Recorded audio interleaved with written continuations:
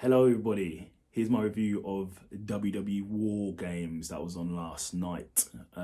Firstly, if you could like, subscribe and leave a comment, that would be so kind of you. It's a Survivor Series War Games.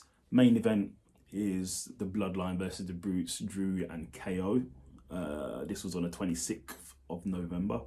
So the first match was the team of Bianca Belair, Alexa Bliss, Mia Yim, Oscar, and now the return of Becky Lynch versus Damage Control, Bayley, and Eos Bayley of the Damage Control, Nikki Cross and Rhea Ripley.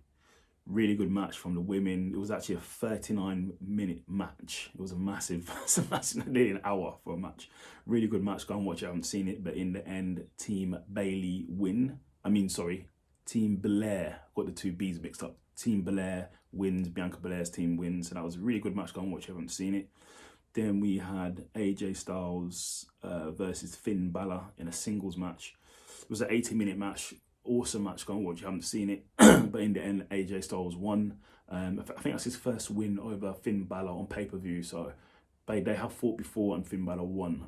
So that's when AJ filled in for someone else that was injured. I can't remember who it was. But it's good to see AJ get the win here. He needs to win out and had a win in a little while.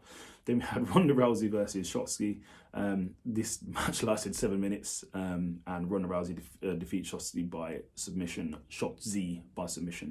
Then we had a triple threat match. This match was solid match. Fury versus Seth versus Bobby for the United States Championship.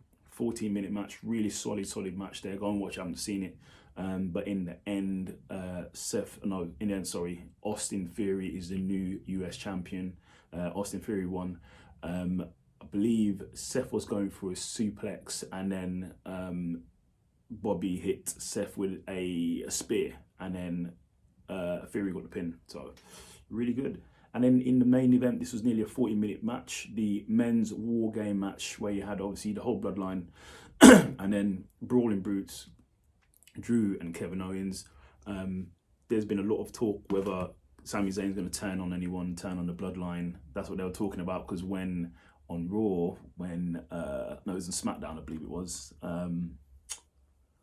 Sami Zayn was talking to KO, and he said to Jay, who was listening, who was he talking to? And he said no one, and he found that he was lying. So there's a bit of dissension, a bit of concern whether he's on the right page.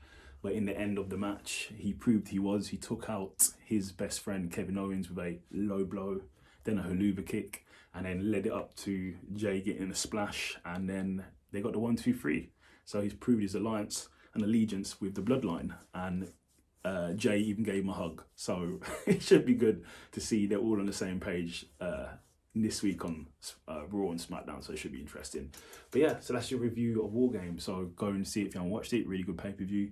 Like, subscribe, and leave a comment. Hit the subscribe button. Thank you very much.